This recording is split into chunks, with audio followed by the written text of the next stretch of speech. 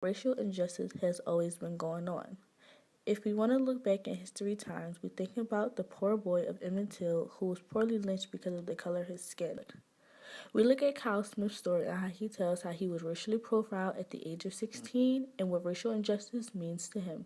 What was really the catalyst for me being so passionate about the topic was the Trayvon Martin case. I remember it like it was yesterday, just because uh, Trayvon Martin, could have been you, could have been me, could have been, like anyone else who, was at their father's house, who wanted to just said, hey, you know what, Dad, I'm just gonna go to the store real quick, get a snack, and I'll be right back. But he didn't come right back, and just to see how that case played out, it was so simple and uh, clear cut, or so we thought, and to see that play out the way it played out, and because it wasn't,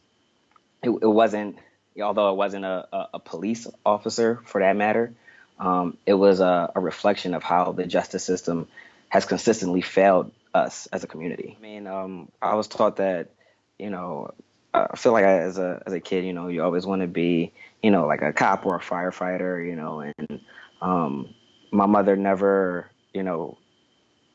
deterred me from becoming those things. However, there was a certain point in time in my life around maybe I guess maybe like 11 or 12 where she sat me down and let me know that like law these officers, they are meant to protect and serve. However, because of the color of your skin, unfortunately, it doesn't always work to your benefit. Um, but I mean, growing up, I wouldn't say I had a negative view of the police until I experienced being profiled personally, and that was at the age of 16. 'Cause I was walking around in my own neighborhood. Me and my friends were around, and just like hanging out on a Saturday afternoon and 4 p.m. And a summer day, and we're just hanging out, and a police officer who was on a bike comes up to us and asks, who we are, do we have our IDs, why we're out, and I let him know that like I lived around the corner, and uh, it was also very I want to use the right word. It was a little disheartening too, because the police officer was actually black or African American. And he just pulled us over, like not even pulled us over. He just like rolled up to us on his bike and questioned us. And that was my very first encounter with law enforcement. Me having that first encounter when I was 16, me, being, identifying as black, and seeing all of these injustices, police brutalities, and videos of police murdering innocent people of color. That's what really makes me upset. So first and foremost, I think there's a difference between police brutality and murder, which is what a lot of these crimes that are happening today and injustices that are happening today should be categorized as murder. How I feel about police brutality, I think that it's an injustice, to everyone. And Martin Luther King said it best, is that a threat to justice anywhere is a threat to injustice everywhere.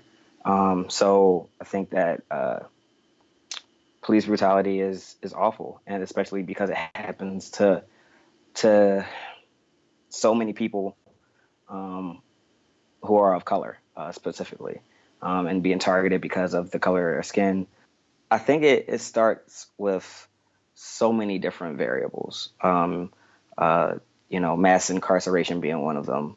Um, uh, when it comes to just plain civil rights, I think the fact that this country's backbone was built on slavery, and how people view black people is something that unfortunately will take a very, very long time for our nation to forget, and to have those negative connotations when it comes to people of color.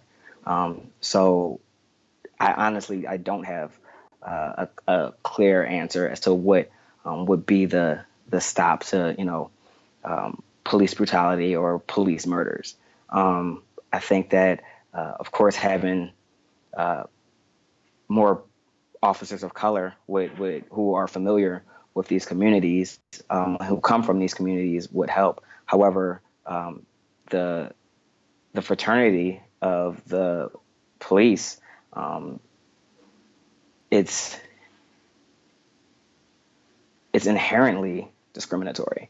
So even though we might have these officers who are going into officers of color who are becoming police officers, there's just the structure and how it was built is inherently biased, and teaches those bias along with their trainings.